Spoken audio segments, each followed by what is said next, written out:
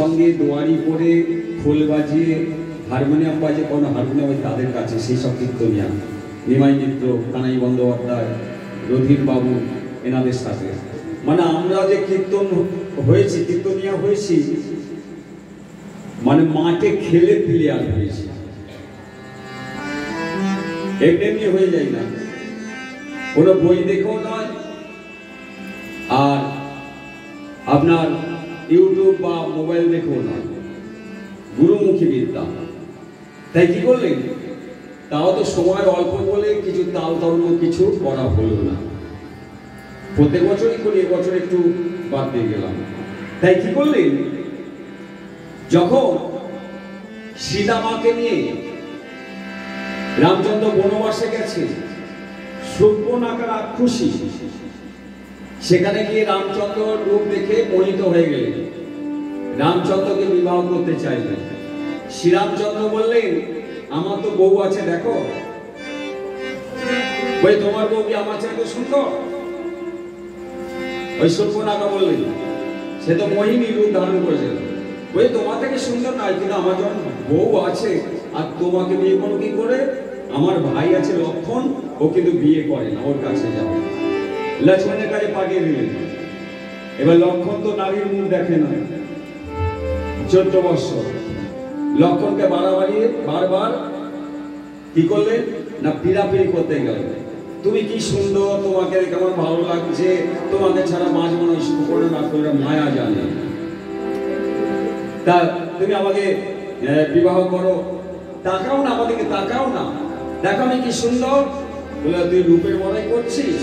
হ্যাঁ, তখন কি করলেন, তীর ধনুক দিয়ে শূর্পণখার নাক কেটে দিল, ওই নাক পড়লেই মাটিতে।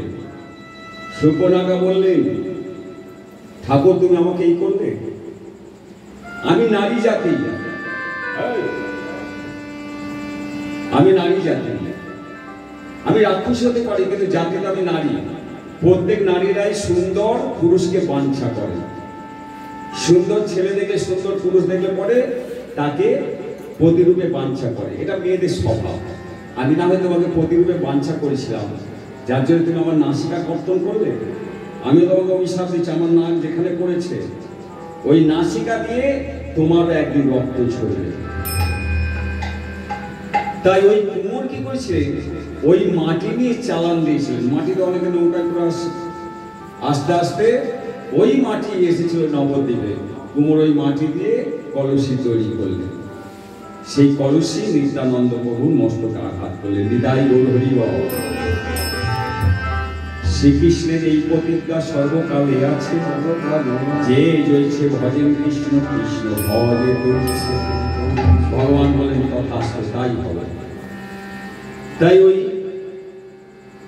যার জন্য মুটকি দিয়ে আঘাত করলেন, বলেন যা স্মরণ দে, দেখ এসেছে ভাই, তুই যা, তুই বলে গেছিস হরিনাম শুনে, তুই যা, আমি যাবো না।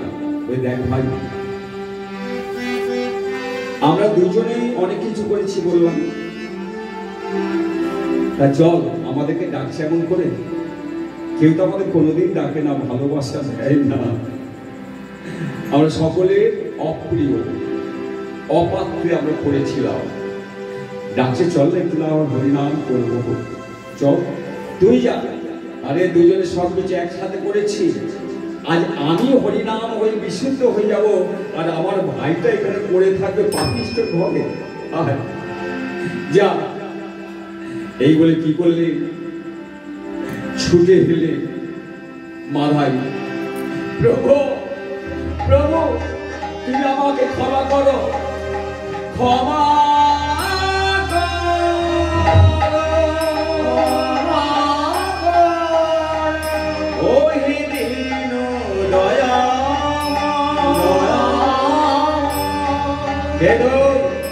চলে যাও আমার কাছ হতে, মাধাই তোর ঠাই আমার কাছে হবে না। কেন হবে না? যদি জগাই তোমার চরণে ঠাই পেতে পারে, আমার কেন? ওরে পাপিষ্ঠ, তুই যার কাছে অপরাধী সে নিত্যানন্দ প্রভুর কাছে যা, ওর কাছে ক্ষমা চা, ও যদি ক্ষমা করে তাহলে হবে। বিদায় নিতাই, ওগো নিতাই চাঁদ, আমি তোমাকে নিয়ে অপরাধ করেছি, আমাকে ক্ষমা করো। নিত্যানন্দ বললে, এই আরে তোদের সব পাপ আমি নিয়ে নেব, যত পাপ আছে আমি নেব, আয় আমার কাছে, আয় আমার কাছে, আয় রে। বলি আয় রে মাধাই, আয় রে বলে, আয় রে মাধাই, আয় রে বলে, আয় রে মাধাই, আয় রে বলে, আয় রে মাধাই, আয় রে বলে, হরি হরি বলে, আয় রে মাধাই, আয় রে বলে, হরি হরি বলে, আয় রে মাধাই, আয় রে বলে, হরি হরি হরি বলে, আয় রে মাধাই, আয় রে বলে, হরি হরি যা যা স্নান করে আয়, হরে হরে হরে হরে স্নান করে আয় গঙ্গা জলে,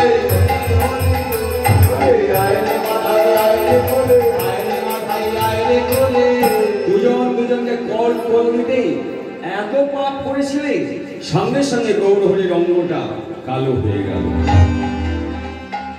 আর কিছু নয়, নিতাই যখন তোমাকে কৃপা করেছে, নিতাই কিনে ভাই গৌর পাইবে না। নিতাই যখন তোমাকে কৃপা করেছে, আর দূরে না, আয় আমার কোলে যা। হ্যাঁ যা যা চললে, স্নান করে আর তোদেরকে নাম দেব, গলায় তুলসীর মালাও দেব, যা মাধাই রে। আরে ও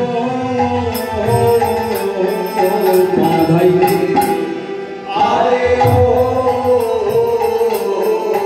মাধাই রে, ও তোর ভাবে না কি আর আছে, হরি বলে বলে পাগল তুলে আইছে কাছে, মাধাই রে, ও তোর ভাবে না কি আর আছে, হরি বলে বলে পাগল তুলে আইছে কাছে, মাধাই রে, ও তোর ভাবে না কি আর আছে, হরি বলে বলে পাগল তুলে আইছে কাছে, মাধাই রে, ও তোর ভাবে না কি আর আছে, হরি বলে বলে পাগল তুলে আইছে কাছে, মাধাই রে।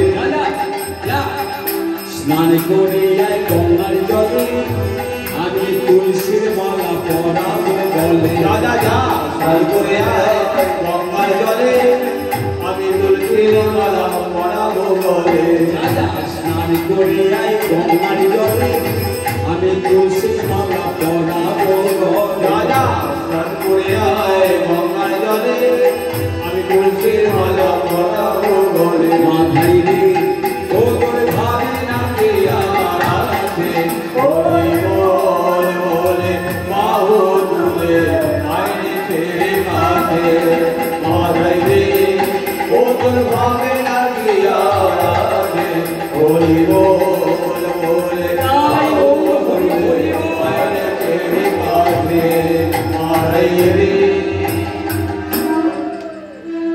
গঙ্গায় স্নান করতে গেলে এত পাপ করেছে, পতিত পাবনী গঙ্গা দূরে সরে গেল।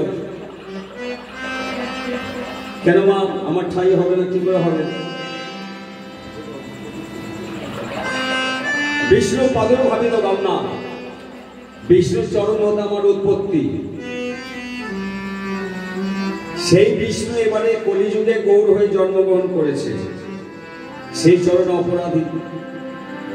তবে হ্যাঁ, আমি সন্তুষ্ট হয়েছি তোদের মুখে নাম শুনে। আমার গৌর হরি যখন তোকে কৃপা করেছে, তখন আর আমার পক্ষে হরিনাম করতে করতে তোরও একটু হরিনাম আমাকে দে। হরিনাম করতে করতে আজ কি করলি? জলেতে ডুব দিলি, দিয়ে তাদের কণ্ঠে মালা দিলে, মস্তক মণ্ডিত করলি, ব্রত নিলে। কি ব্রত? সবাই ভিড় হয়ে গেছে। ব্রত নিলে আজ থেকে গঙ্গার ঘাটে বসে নাম জপ করব, আর কোথাও যাব না, আর গঙ্গার ঘাট পরিষ্কার করব। এই যে একটা ব্রত।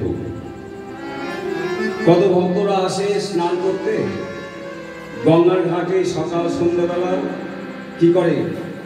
দু ভাই মিলে ঝাড়ু দেয়, আর গঙ্গার ঘাটে কত কিছু আবর্জনা সব থাকে, সেই আবর্জনাগুলো তুলে তুলে গঙ্গার পরে এক ধারে রেখে দেয়। সেদিন থেকে হয়ে গেল সেই ঘাটের নাম মাধাইয়ের ঘাট। আর মাথায় তলা। আপনারা দর্শন করে এসছেন কাটোয়ায় গিয়ে। তাই কি করলেন?